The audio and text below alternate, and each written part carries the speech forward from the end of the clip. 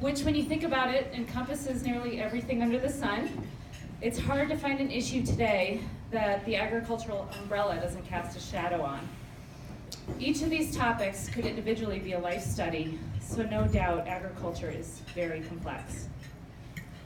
Unfortunately, most of these issues are negatively affected by conventional agriculture, and I'm sorry to say that much of the organic agriculture in our grocery stores is not much better. The organic food industry has grown from fresh produce to snack foods and condiments, from farmers markets to supercenters, and as a result, it's no longer what the original organic farmers who turned the word over to the government intended for it to be. Organic has become more similar to conventional agriculture.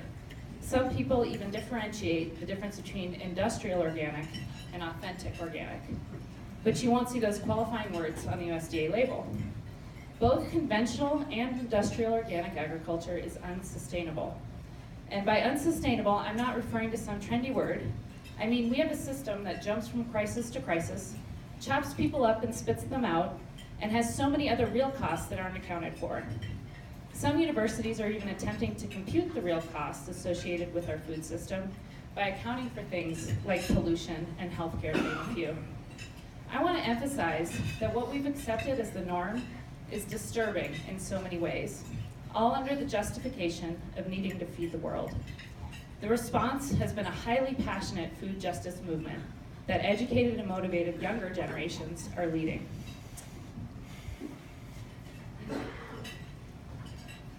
In reality, our local farm produces dramatically higher yields per acre than any conventional or industrial organic farm. The United Nations backs my statement with their own research. Small, local farms yield more per acre around the world. They declared 2014 the International Year of Family Farming, and from their report, the real responses to the climate crisis are in small family farms. Sorry, I get emotional sometimes. The report is beautiful. It's got these images of small farmers around the world, and that's what popped into my head. They have higher yields, vital rural communities, biodiversity, and healthy soils and water. The reason that yields are higher on small farms is very simple, and it's the message that you should take home with you today. The more a farmer is able to care for the land, the more that land gives back. Not just to the farmer, but to the entire community. This is one of the plots that we farm. It's one of 4. Last year we grew 3 acres of vegetables for Durango in total. We're still new at this, but last year our farm grossed roughly $80,000, which mostly went towards local job creation. The farm employed 5 people, and they in turn took their paychecks and spent them on local goods and services. We sourced most of the inputs for the farm locally and used a very small percentage of our budget to pay for fossil fuels. This is small potatoes in the scheme of things, I know.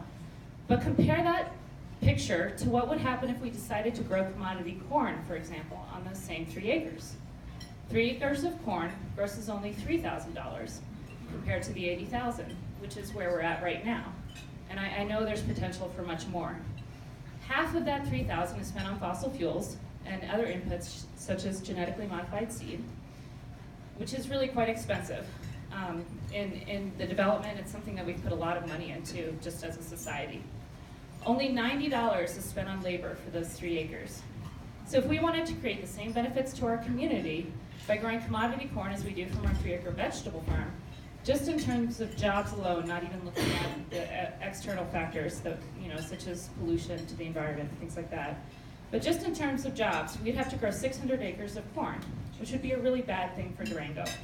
The more farmers you have maximizing the value of the land, the more benefits a community and a region can experience. So I know some of you are still eating, but please humor me and close your eyes. I'm going to give you a picture. Imagine what the nation's rural areas would look like if we had more farmers directly feeding their communities rather than exporting commodity crops.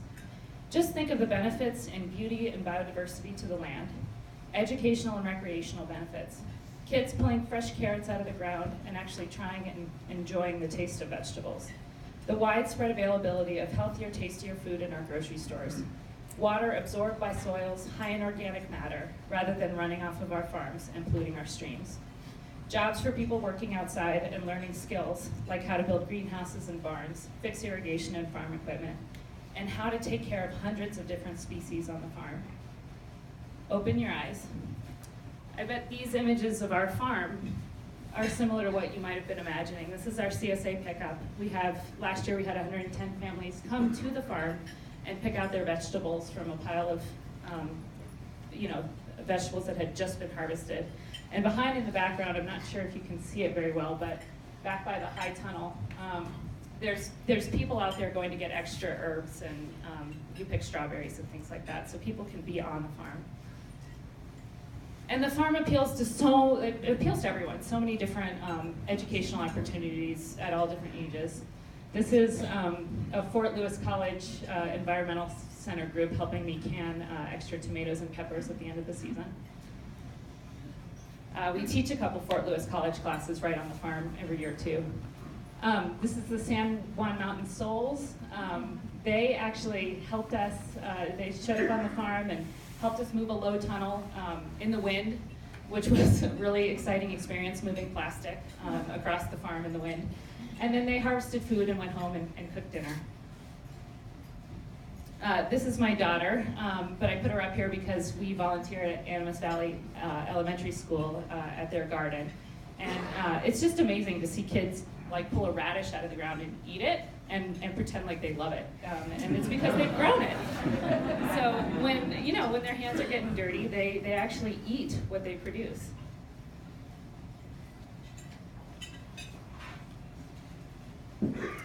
So in our town, we're not on the path to creating more of these images and the images that you pictured in your head. So I'm standing before you now telling you that our seemingly successful farm right now and others like it are very vulnerable to failure, primarily because of two main reasons: the price of farmland and the lack of a local distribution system. We live in a town where land with water rights is too expensive for most people, never mind those with a farming income. Estate owners maintain their agricultural water rights for horse pasture or for hay that is mostly sprayed with persistent herbicides to control invasives. They get tax breaks through land conservancies for leaving the land exactly as it is. In our 5 years here, Adobe House Farm has developed 3 different plots for growing that we do not live on, and 2 of which either are or will soon be up for sale at prices fit for Texas oil retirees. Adobe House Farm still does not own our own farmland because we feel it is essential for the community to be able to visit, work on, and enjoy the farm close to town. And as much as I love that so many of our CSA members want us to farm in their backyards, we want to be in one place. We want to live where we can properly take care of the farm, close high tunnels while getting our daughter ready for bed, and open them back up before she's off to camp in the morning. And right now, we don't have the space to grow as farmers into an operation that will maximize what we will be able to offer to the community over a lifetime in farming. It's perfectly reasonable to envision that we could be farming 25 acres of vegetables as we learn to be better farmers. And the amount of land that is required to sustainably incorporate animals to the system just seems way out of reach. How lucky we are to have James Ranch in our community. We need more operations like theirs. A community that works to assist farmers in realizing their dreams of owning land, helping farmers who want to work hard to the benefit of themselves and their community will gain so much more back from these efforts. Communities should actively work to make land more affordable to sustainable farmers. The USDA is trying to do this.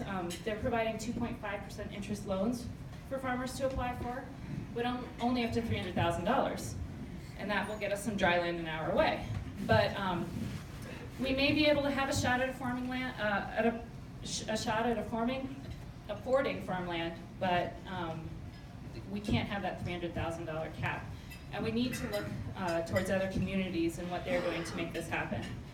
The Hudson Valley has a really similar situation where land prices just became so unaffordable for farmers, and they actually formed a nonprofit that actually pays the difference between the real estate value of the land and the agricultural value, but only if that land is farmed in a way that is agreed upon by the farmer and the trust.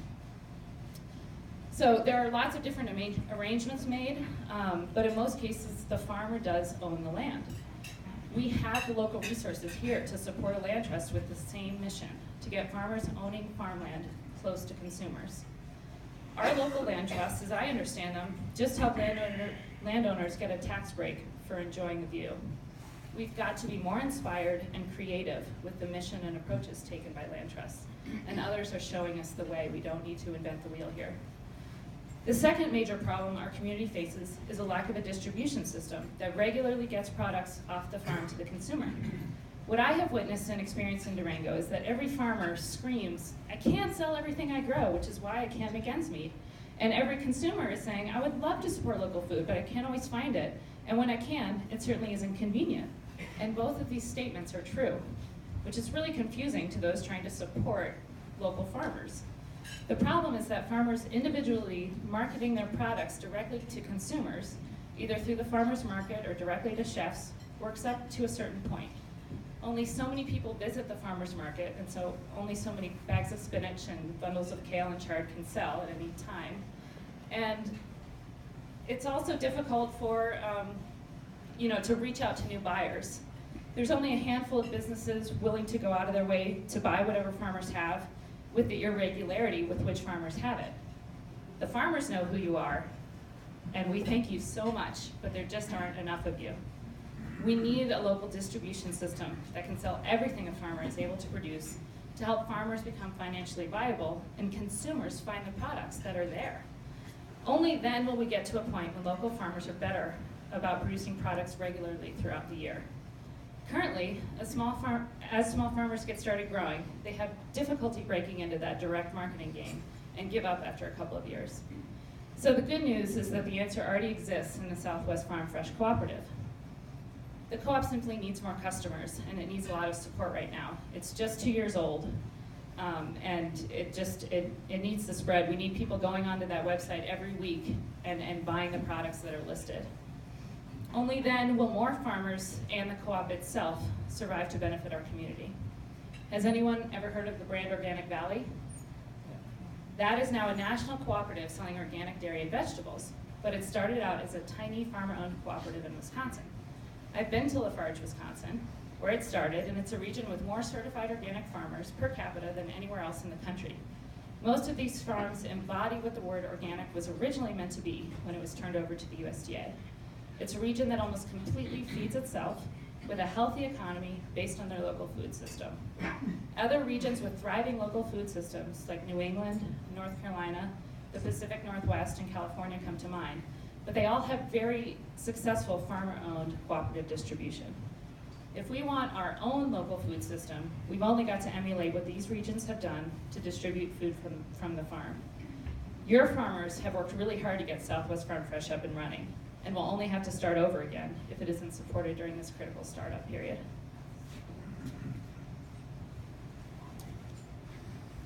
We need our new farmers to survive, and they're not.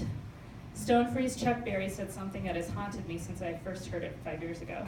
I can count more farmers that have come and gone in my tenure farming than fingers and toes.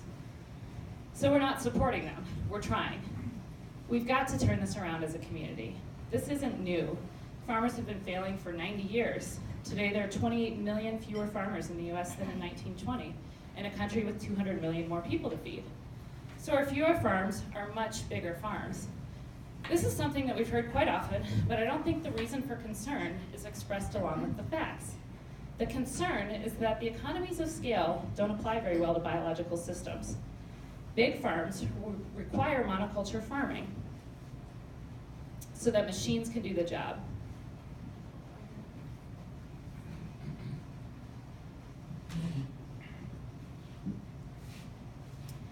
Scaling up makes so much sense for many other businesses, but not living systems that attract pests where there are monocultures. Monocultures necessitate poisons. Nearly everyone has accepted the use of poisons on our food because it keeps food cheap. But we've masked the real costs of food production, especially the environmental, health, and social costs. It's a tragedy of the commons.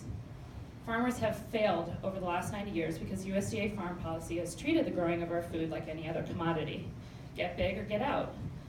These policies have contributed to farm consolidation, vertical integration of food companies, and plummeting incomes for small farmers.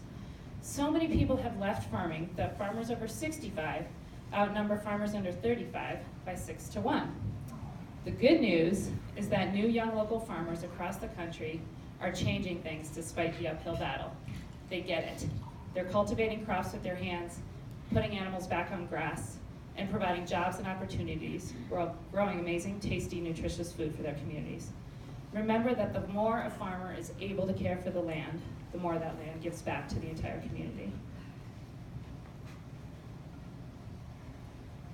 I bet many of you knew this was coming. Speaking of caring for the land, many of you know that our farm has been contaminated with compost from using hay that contained herbicides. Herbicides that were sprayed on local pastures to control invasive weeds. This diagram is from the label on a container of Milestone, the herbicide that contaminated our farm. It's an herbicide widely sprayed in this area because many of these weeds have not yet built up resistance to it as they have to 2,4-D, for example, which is another broadleaf specific herbicide. So the idea is you broadcast spray this herbicide over your entire pasture, the grass lives, because it's not a broadleaf, and every broadleaf weed dies. So we're all told that this is the environmentally responsible thing to do to control invasives. Never mind the fact that the invasives are everywhere else that you're not spraying, so I don't really see what the point is. And there's also ways to take care of your land without just spraying it with herbicides, ways to control the invasives that are more beneficial to the rest of the surrounding area. The problem is that these herbicides can survive through the gut of the herbivore that eats the hay, through a composting process, and then 5 more years in our farm soil that was biologically active year-round in a greenhouse. So they last for decades in arid conditions. They're designed to kill broadleaf plants, and our crops are broadleaf plants. The herbicides enter our farm not only through composted hay, which we no longer take part in, but on the breeze and in the irrigation water. They're in the irrigation ditches. I wouldn't have believed it until it happened to us, but unfortunately that's human behavior, to deny or ignore something until it affects us personally. CSAs around the country have been canceled because of drift. Lost careers from the farmers. How many of you were concerned about heavy metal contamination of soils and crops before the Gold King mine disaster? I bet many of you are more aware of the issue now. Remember, the more a farmer is able to care for the land, the more a land gives back to the entire community, and there are many factors that affect whether or not a farmer can care for the land. Not having access to land is one of them, but how the community takes care of their land as well is another. So we need to be more aware of the fact that we're losing our clean air, clean water, and clean soil, and we must understand the rate at which this is happening. To do this, we must fully understand exponential growth.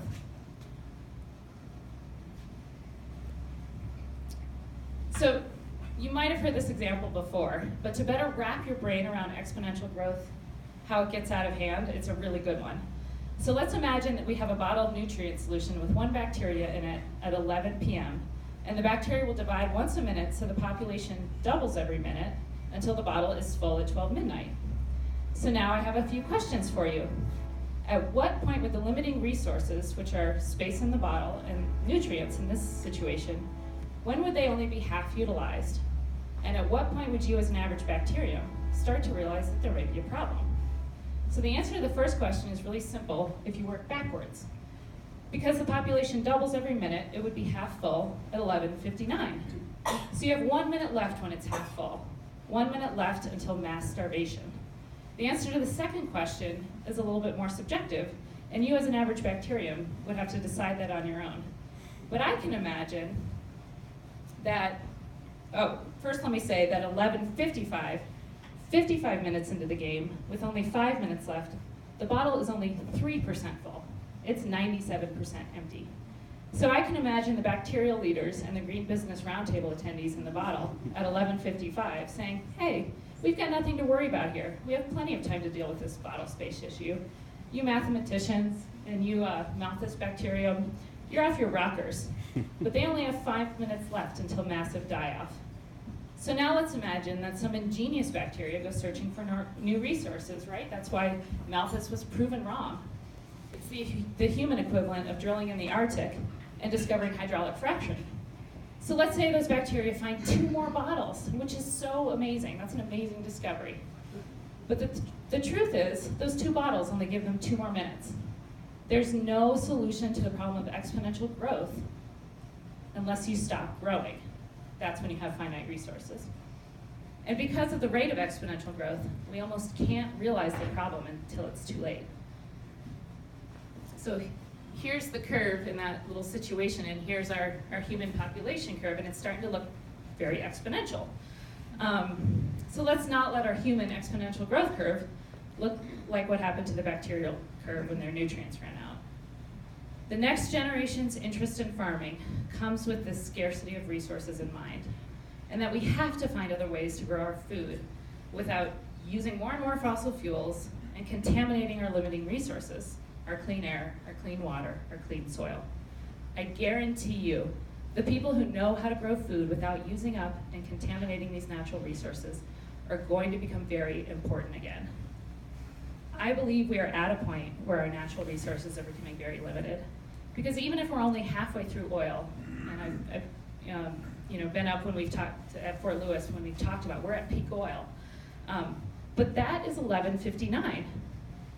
25% of our fossil fuel use goes towards food production, and the conversion of forest land to farmland further contributes to climate change.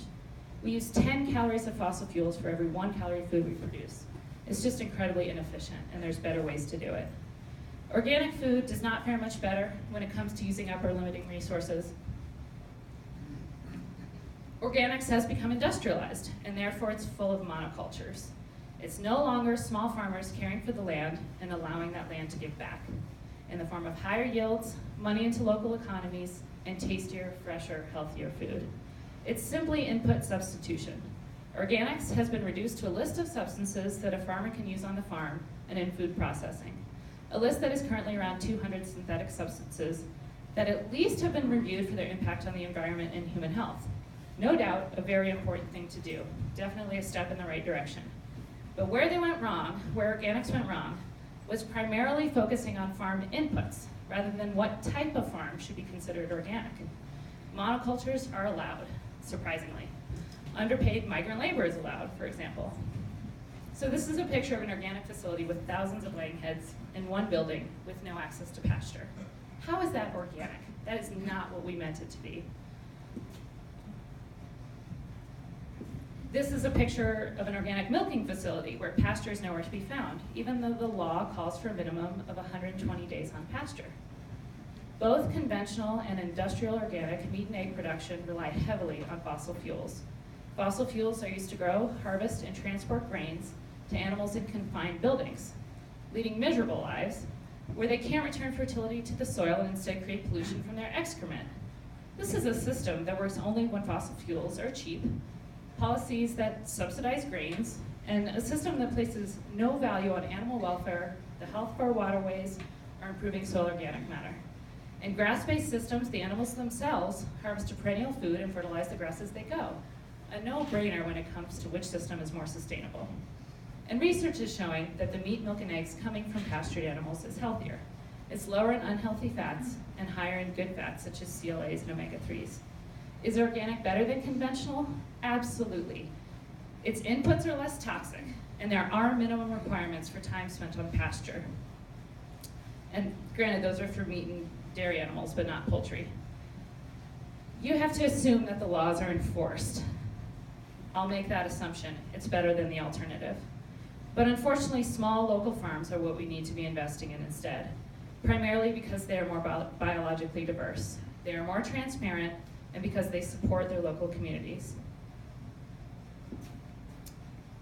So given how much we depend on our natural resources, which are limited, and how quickly they can disappear, every day we need to think about how to live in a more sustainable way.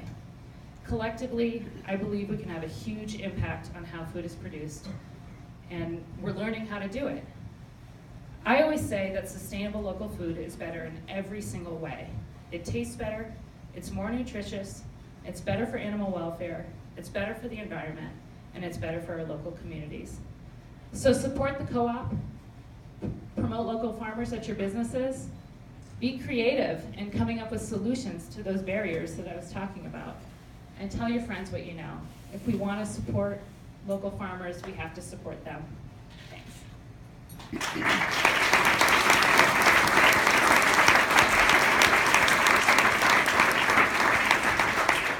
We've got time for a few questions for Linley.